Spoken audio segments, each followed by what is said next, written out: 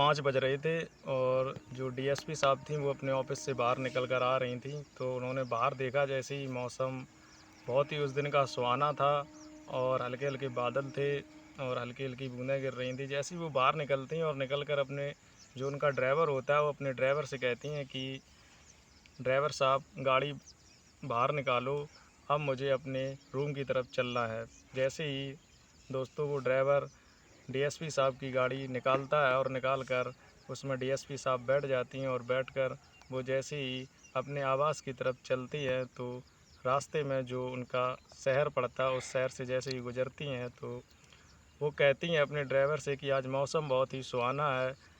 Driver ऐसा करो, मेरे लिए जो तुम भुट्टे लाते हो वो कहाँ से ले आते हो मार्केट में, उस भुट्टे की दुकान पर मुझे ले चलो। जैसे ही ड्राइवर वो अपनी गाड़ी उस भुट्टे की जो ठेलिया पे जो भुट्टा भून रहा है उसके पास जैसे ही खड़ी करता है, तो खड़ी करने के बाद वो जैसे ही ड्राइवर उतरता है और कहता है, मैम आप गाड़ी में बैठे रहें, मैं उस भुट्टे वाले से भुट्टा लेकर अभी आता हूँ। जैसे ही वो भुट्टा वाले के पास जाता है और कहता है कि डीएसपी मैम के लिए एक भुट्टा भून दो, तो जो भुट्टा वाला होता है वो भुट्टे को भून देता है और भूनने के बाद वो उसे दे देता है। इधर डीएसपी साहब के पास जैसे ही वो ड्राइवर भुट्टा लेकर जाता है, तो जो डीएसपी मैम होती हैं वो जैसे ही गाड़ी से उतरती हैं और उतर कर जैसे ही भुट्टा को चबाने लगती हैं, तो वो उस ठेली वाली की तरफ जैसे ही देखती हैं, तो देखकर जो वो ठेली पे जो भुट्टा भूंज रहा था वो कोई और नहीं, वो डीएसपी का पति था। जैसे ही वो उसे देखती हैं, देखने के बाद वो गाड़ी में बैठ जाती हैं और ड्राइवर से कहती हैं कि गाड़ी हमारे आवास की तरफ ले चलो। जो ड्राइवर होता है वो गाड़ी अपनी मैम की जो आवास होता है उधर पे ले जाकर खड़ी कर देता है। उसके बाद जो डीएसपी मैम होती हैं वो सोचती हैं कि जो ये यहाँ पे भुट्टा बेच रहा था ये कोई और नहीं, ये मेरा पति अभय है जिसे मैंने तलाक के लिए छोड़ दिया था। जैसे ही वो ये बातें सोचती रहती हैं, सोचने के बाद वो सोचती रहती हैं दोस्तों। आइए ऐसी एक कहानी के बारे में बताएंगे। पूरी कहानी जानने के लिए पहले मेरा चैनल लाइक और सब्सक्राइब ज़रूर कर दें ताकि हमारा हौसला बना रहे। दोस्तों ऐसी एक उत्तर प्रदेश का बिजनौर ज़िला था, उसमें एक परिवार था। उसमें दो उस किसान की दो बेटियां थीं, जिसमें एक का नाम रीतू था और एक का नाम नीतू था। तो वो और उसका एक लड़का था। तो जो बड़ी लड़की होती है उसका नाम रीतू होता है। वो पढ़ने में बहुत ही होशियार थी और काफ़ी सुंदर भी दिखने में लग रही थी। जो वो किसान होता है उसके जो पिता होते हैं रीतू के, वो उसे पढ़ाते हैं। पढ़ाने के बाद जैसे ही वो बीएससी कर लेती है तो वो शादी के योग्य हो जाती है। तो वो रीतू के लिए एक अच्छा सा लड़का ढूंढने की कोशिश करते हैं कि मेरी जो लड़की रीतू है वो अब शादी करने के योग्य हो गई है, क्यों ना उसकी शादी के लिए मुझे लड़का ढूंढ लेना चाहिए। तो वो रीतू से कहते हैं कि रीतू अब मुझे तुम्हारी शादी करनी है, क्योंकि तुम्हारी अब उम्र भी काफ़ी हो चुकी है और तुम्हारे पीछे दूसरी बहन भी है और उसके साथ तुम्हारा भाई भी है, जो प्रेजेंट टाइम में पढ़ रहे थे, उसी के साथ शिक्षा कर रहे थे।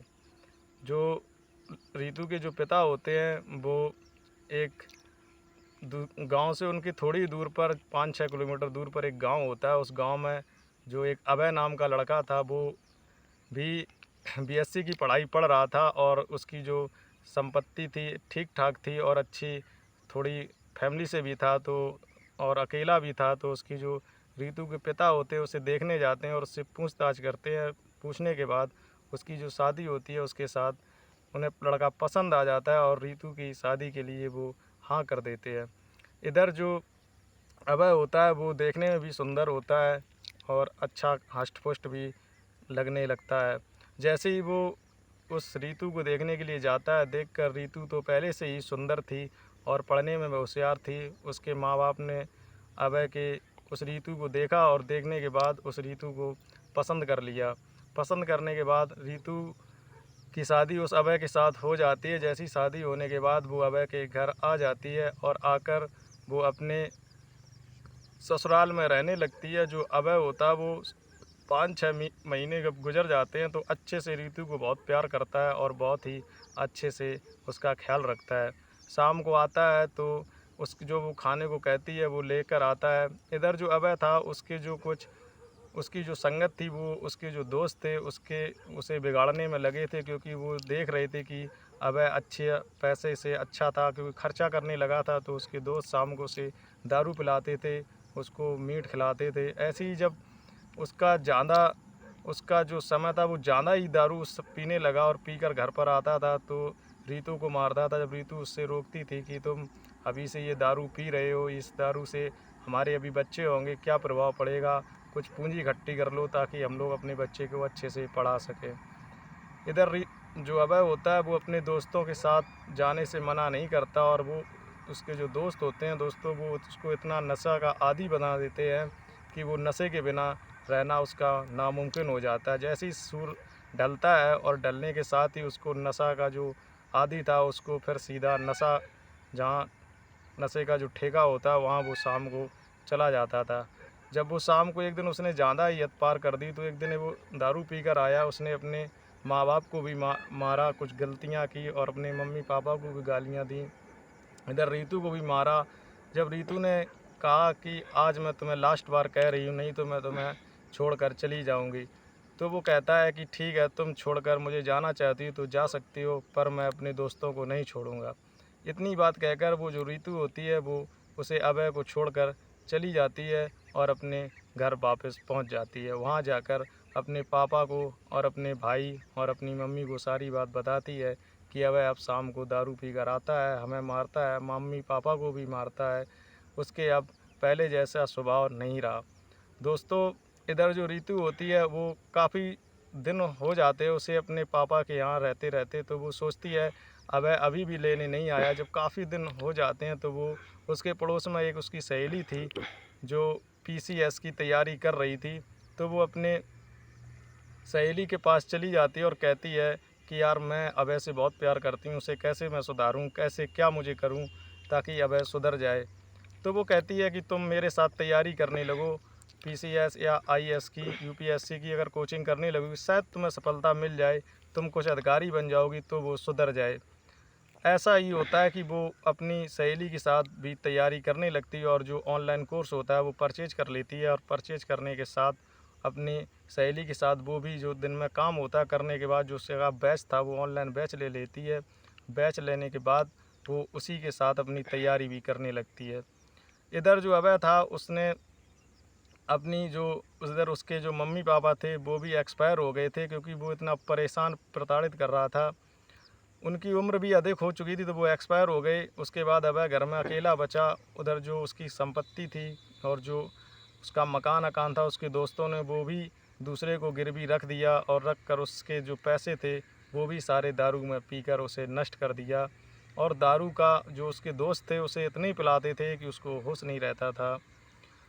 इधर जब उसके पास पूंजी ख़त्म हो गई और मकान भी उसका रख गया और खेती भी रख गई, जब वो लोग कहने लगे, उन्होंने मकान जिनको रखा था वो भी अपने घर लेने आ गए, इसको घर से निकाल दिया। जब इसे थोड़ा महसूस हुआ कि हमारे दोस्त भी अब मेरा साथ नहीं दे रहे और मेरे जो दोस्त थे वो भी अब मेरे साथ नहीं रह रहे, जब उस सारे लोग उसके दोस्त उसे छोड़ देते हैं तो नशा जो उसका होता है वो उसका साथ नहीं छोड़ता है। वो इसी नशे को लेकर वो बाहर चला जाता है। जैसे ही वो बाहर चला जाता है वहाँ बम्बई में जाके जो एक बाहर था, बम्बई में जाके वो वहाँ रहने लगता है। वहाँ से कुछ पैसे कंपनी में कमाता, कमाने के बाद फिर अपने डिस्ट्रिक्ट में आ जाता है, और आने के बाद वो वहाँ देखता है कि मुझे यहाँ कुछ ना कुछ करना चाहिए। तो उसी समय जो सीज़न थी वो जो खेत में भुट्टे होते हैं वो भुट्टे चल रहे थे, वो सस्ते मंडी में मिल जाते थे और उन्हें भूंज कर 10 रुपये में बेचने लगता है। तो वो एक ठेली जो होती है ठेलिया उसे ले लेता है और लेकर अपने मार्केट में लगाने लगता है। जो शाम को पैसे उससे बचते हैं, प्रॉफिट होती है, उन पैसों से वो शाम को नशा कर लेता है और जो बचता है उससे खाना खा के सो जाता है, और जो पैसे बच जाते हैं उससे सुबह फिर वो जो मंडी से भुट्टे होते हैं उसे लेकर आ जाता है। इधर जो उसकी पत्नी होती है वो पेपर जो होता है वो देती है, और पेपर वो निकालने के बाद उसका डीएसपी पोस्ट पे चयन हो जाता है। चयन होने के बाद वो ट्रेनिंग करने चली जाती है, और ऋतु जब ट्रेनिंग करने के बाद जब वापस आती है तो उसे उसी के ज़िले में जहाँ उसकी ससुराल थी उसी के डिस्ट्रिक्ट में उसकी ज्वाइनिंग कर लेती है। और ज्वाइनिंग करने के बाद वो जब अपना कारोबार संभाल लेती है ऑफिस में। और संभालने के बाद इधर मौसम तो बारिश का आ ही गया था। वो ऐसे ही शाम को उसे ड्यूटी पर बैठी थी और शाम को निकल कर वो अपने आवास गई, और आवास से जब दूसरे दिन आई तो टाइम पर आने के बाद उसका जब 1 बज रहा था तो रितु ने अपने ड्राइवर से कहा कि मुझे भूख लगी है, कुछ खाने के लिए ले आओ, जो कुछ सीज़न पे नाश्ता भी रूम में हो जाए। तो वो कहता है, जी मैम साहब, मैं मार्केट में जा रहा हूँ, आपके लिए कुछ अच्छी चीज़ लेकर आता हूँ। तो वो जब मार्केट में ड्राइवर जाता है, वो देखता है कि ठेली पर काफ़ी भीड़ लगी हुई है, क्या यहाँ मिल रहा है। तो वो जाता है और देख कर देखता है कि ये ताज़े ताज़े भुट्टे भूंज रहा है, जो नींबू और मसाला लगाकर अच्छे से दे रहा है। तो वो ड्राइवर जो होता है वो एक भुट्टा लेता है और उसका स्वाद लेता है भुट्टे का, काफ़ी टेस्टी होता है। तो वो सोचता है क्यों ना इस भुट्टे को हम अपनी मैडम के लिए ले चलें। तो वो भुट्टा जो होता है उसे पैक करा लेता है और पैक कराकर अपनी मैडम के पास जाता है और कहता है, मैडम मैं आपके लिए भुट्टा लेकर आया हूँ। जैसे ही उस भुट्टे को जो उसकी मैम चबाती हैं, तो चबाने के बाद वो खाने के बाद कहती हैं कि बड़ा ही स्वादिष्ट भुट्टा था, ये आप कहाँ से लेकर आए? कल मेरे लिए लंच में इसको भी फिर से लेकर आना। उसके बाद जब दूसरा दिन होता है तो 3-4 दिन वो ड्राइवर भुट्टा वहीं से ले आता है। मैम को वो भुट्टे बहुत पसंद आ रहे थे। एक दिन शाम को 5 बज रहे थे, मैम जैसे ही बाहर निकलती हैं, जो ऑफिस का बंद का टाइम हो जाता है, तो देखती हैं कि हल्की हल्की बूंदें गिर रही थी और मौसम भी सुहाना था। तो वो अपने ड्राइवर से कहती हैं कि ड्राइवर साहब, आज मौसम बहुत ही अच्छा है, क्यों ना मुझे आज मार्केट से होकर मेरे आवास तक ले चलना है। तो ड्राइवर कहता है, जी साहब, जैसे ही आपका आदेश। और उसके बाद वो गाड़ी चलाने लगता है और मैम उसमें बैठ जाती हैं। उसके बाद जो रितु मैम जो डीएसपी होती हैं, वो उसके बाद जाती हैं और जाकर के मार्केट में वो कहती हैं कि भुट्टा आप जहाँ से ले आते हैं उसी जगह मेरी गाड़ी खड़ी करो चल के। तो ड्राइवर जो होता है वो भुट्टे के सामने खड़ी करता है और कहता है कि मैं मैम यहाँ से वो ठेली वाला जहाँ भीड़ लगी हुई है उसी के पास से भुट्टा ले जाता हूँ। उस ठेली वाले जो भुट्टा, वो उसका पति था जो अभय था, वो भुट्टे की दुकान, उसकी जो ठेलिया थी उस पर बहुत ज़्यादा भीड़ लगी हुई थी। तो उसका जो चेहरा था वो मैडम को दिख नहीं रहा था। वो जैसे ही ड्राइवर जाता है और जाकर कहता है कि हमारी मैम साहिबा आई हुई हैं, वो आपकी जो भुट्टा है वो उनको एक चाहिए, क्योंकि आपका भुट्टा उनको बहुत ज़्यादा पसंद है। जैसे ही वो कहता है, जी, सारे लोगों के भुट्टे छोड़ देना और कहता है कि डीएसपी मैम हमारे यहाँ की आई हैं, मैं पहले भुट्टा उनको ही दे दूँगा। तो जैसे ही वो उस ड्राइवर के लिए भुट्टा दे देती हैं और जैसे ही वो ड्राइवर जाकर मैम से कहता है, तब तक मैम खिड़की खोलकर बाहर खड़ी हो जाती हैं। उस भुट्टे वाले को देखती हैं कि आखिर ये भुट्टे वाले को भी मुझे देखना चाहिए, ये इसका इतने स्वादिष्ट जो भुट्टे यहाँ बेच रहा है, काफ़ी भीड़ लगी हुई है। तो वो जैसे ही उस भुट्टे वाले की तरफ देखती हैं और भुट्टा वाला जो होता है वो नहीं देख पाता है कि ये हमारी सामने जो खड़ी है वो हमारी पत्नी है। उसके बाद जैसी रितु मैम देखती हैं और देखने के बाद वो देखती हैं कि ये कोई और नहीं, हमारा जिससे मेरा ये पति अभय है। उसको देखने के बाद वो गाड़ी में बैठ जाती हैं और सोचती हैं कि नहीं नहीं, अभय नहीं हो सकता, वो तो नशे का आदी था, वो ये काम कभी नहीं कर सकता। उसके लिए वो सोचती रहती हैं रात भर। और जैसे ही सुबह ड्राइवर से कहती हैं ऑफ़िस के लिए, ड्राइवर ऑफ़िस ले आता है और ऑफ़िस ले आने के बाद अपनी मैम को जैसे ही लंच का टाइम होता है तो मैम अब बेल बजाती हैं और जैसे ही वो जो उनका चपरासी होता है वो अंदर आता है और वो कहती हैं कि ड्राइवर को बुलाओ। जैसे ही ड्राइवर आता है वो कहता है, जी मैम बताइए क्या बात है। तो जो रितु डीएसपी मैम होती हैं वो कहती हैं कि ड्राइवर, जो कल भुट्टा जहाँ से तुम ले रहे थे, मुझे ले गए थे चबाने के लिए, उस भुट्टे वाले के पास जाओ और उस भुट्टे वाले को मेरे पास लेकर आओ। जैसे ही वो कहता है, जी मैम, तो वो जैसे ही भुट्टे वाले के पास जाता है ड्राइवर और कहता है कि आपको इसी समय तत्काल हमारी डीएसपी मैम ने आपको बुलाया है। जैसे ही वो ये कहता है तो जो ठेली वाला होता है, उसके जो अभय होता है, उसके पसीना आ जाता है कि कल मैंने जो भुट्टा दिया था शायद उसमें कुछ कमी रह गई, मुझे कहीं ना कहीं मुझसे गलती हो गई। वो ये सोचता हुआ जैसे ही ड्राइवर की गाड़ी में बैठ जाता है, मैम के बैठ कर ऑफिस जाता है। ऑफिस पहुँचते ही वो जब पहुँचता है तो ड्राइवर जब वो बाहर खड़ा होता है और ड्राइवर जो होता है वो अंदर जाता है और कहता है कि मैम, मैं आपके उस ठेली वाली को लेकर आ गया हूँ।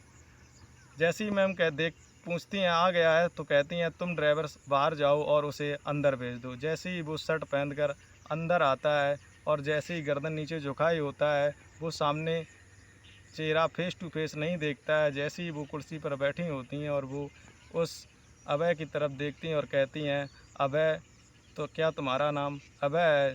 तो जो अभय होता है वो जैसे ही कहता है, जी मैम मेरा नाम अभय ही है, तब वो कहती हैं कि चेहरा उठाकर हमारी तरफ देखो, मैं कौन हूँ। जैसे ही वो अभय चेहरा उठाकर देखता है सामने, तो वो देखता है कि वो जो डीएसपी हैं वो कोई और नहीं, उसकी पत्नी ही थी।